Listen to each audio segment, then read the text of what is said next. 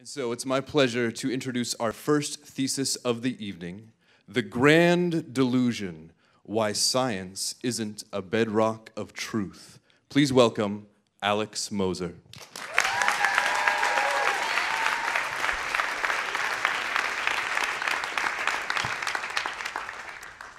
Check.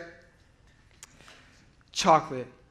Imagine the most scrumptious, devilishly satisfying piece of Ghirardelli you can. Imagine those rolls of caramel and that bittersweet taste of pure cocoa. Now imagine a piece of chocolate that happens to take more away from your body than it adds. Because in 2015, a group of German health scientists found that eating 1.5 ounces of chocolate a day, in addition to a low-carb diet, caused a test group to lose weight 10% faster than a group on the same diet without chocolate. These subjects also showed signs of improved vitality and lower cholesterol.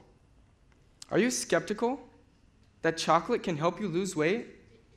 Or do you trust science? Do you follow reason or conform it to scientific dogma? Because reason tells us that chocolate contains copious amounts of sugar, and that sugar is a primary cause of weight gain. Yet don't we believe in the accuracy of the study and of science?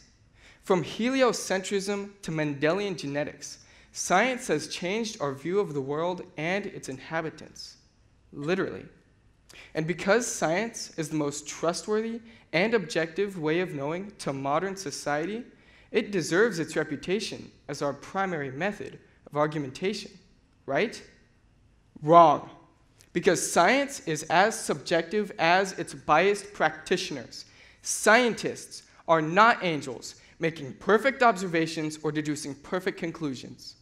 They're humans, like you and I, and thus are prone to bias and error, like you and I. Granted, the presence of biases within science is well known, especially in the acquisition and interpretation of data. For example, in the acquisition of data, scientists are prone to paying a disproportionate amount of attention to non-conforming data. Imagine you believe that pugs are the softest dog breed. Whenever you read a study that supports your belief, you accept it uncritically. But any studies showing beagles as the softest dog breed, you treat with the utmost scrutiny, probing for errors. Scientists do likewise when analyzing data. On the other hand, a common bias in data interpretation occurs when scientists craft after-the-fact stories to reconcile their hypothesis with unsupportive data. This most infamously occurred when scientists fudged a link between vaccinations and autism. Yet the consensus between philosophers and scientists alike is that the empirical nature of science, meaning its foundation on observable and quantifiable data, overcomes bias. This belief is held for two reasons. First, science is thought to be self-correcting, meaning enough repetition will purge biased experiments from a larger batch of unbiased ones. Second, it is thought that these biases can be dealt with using various debiasing measures. However, both of these arguments have significant shortcomings that cannot be ignored. First, consider the nature of these biases. The types scientists struggle with are cognitive biases, named for the fact that they are rooted in the human mind, even to the extent that awareness does not prevent occurrence. Furthermore, everybody, regardless of ethnicity, gender, or belief, is guilty. A good example of this is the bias hypothesis myopia, so named because it describes a scientist's tendency to scientists' tendency to test one hypothesis while failing to consider others. This leads to a gross misalignment between what is actually true and what is perceived to be true.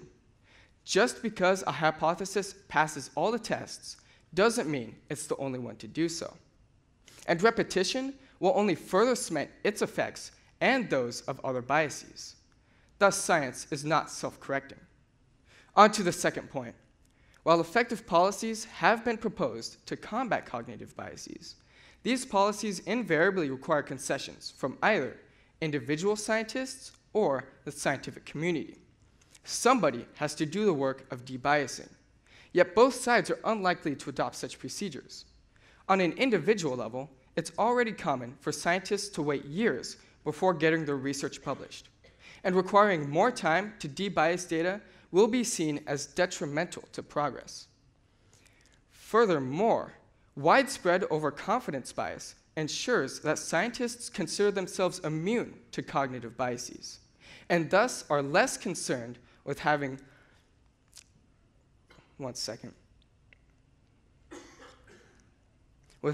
meticulously debiased data than publishing research papers.